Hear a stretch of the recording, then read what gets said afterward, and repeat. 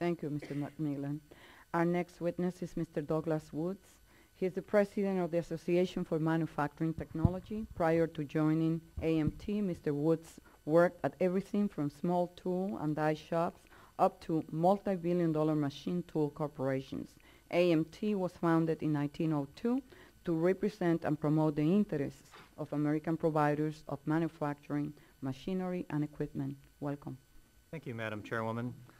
And also want to thank all the members of the committee and certainly appreciate the efforts that you have already put out on behalf of small business, in particular manufacturing. AMT is over 400 companies that are involved in making all of the equipment that's essentially used in manufacturing all of the products used within the United States and around the world. We make the equipment that everybody else uses to make the products that you see every day all around you. We have about 310,000 skilled employees involved in our industry, engineers, mechanics, electricians, tool makers, and the managers and owners of the businesses. And a lot of our businesses are small businesses. They're 10 million or less. Essentially 60% of our members would qualify as a small business. And 83% of the manufacturing industry as a whole would represent small businesses. And so while we're a small industry by numbers, we're actually quite enormously important from the standpoint of what it is that we provide. We are the fundamental backbone for any progress that would be made in alternative energy programs, healthcare initiatives, defense industry strength. So it's a tremendously important industry, while at the same time, we are seeing the devastation of this recession on our industry like all of the other industries are, and maybe even a little bit more so because of being capital intensive. Essentially, we're the first ones into the recession, and unfortunately, we're going to be the last ones out. And so we certainly appreciate the attention of this committee to the important needs of our members. Some of that could be evidenced by the fact that 60% of our members in recent data, from last year, 60% sales decline for our average members from 2008 to 2009. And in addition to that, we did for President Obama's Automotive Task Force a recent review of our members, and 30% of our members are saying within 6 months they'll be out of business if something doesn't change either with the credit industry and or the current economic situation. So obviously it's critically important. Our focus at AMT is in the next 6 months. If we can't help our members survive the next 6 months, some of these discussions may be somewhat irrelevant.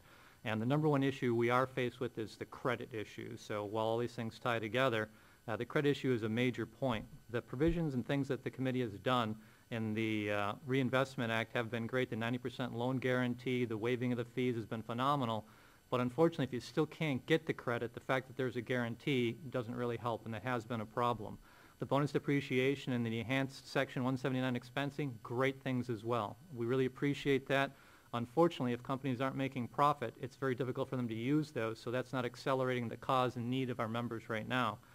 The net operating loss carryback, that's fantastic and can be used, but we certainly need to have that brought forward in 2009, 2010, because fortunately for our industry, at the beginning of 2008, we were actually making some money, so we can't take advantage of them until really get into 2009 and 2010, where we really do have problems.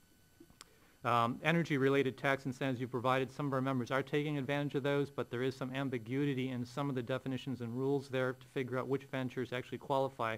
So not a large number of people are actually taking advantage of that. Obviously, we're as concerned, as Representative Graves pointed out at the beginning, that only $200 billion of the $787 billion are actually being provided in funds and being committed. And with the lack of credit, again, that still is a number one issue for us. So some suggestions that might be immediate help that we certainly could use from a small business standpoint, and I say that as a recent small business person, I just took over this position as an association, would be to try to get maybe a temporary reprieve on the federal business taxes like FICA, which Representative Schock and I from this committee have talked about, which would be very important. Easing some of the risk requirements on banks who are making credits to small business in the manufacturing area, possibly a temporary stay on certain covenant violations that lenders would be actually providing to small businesses.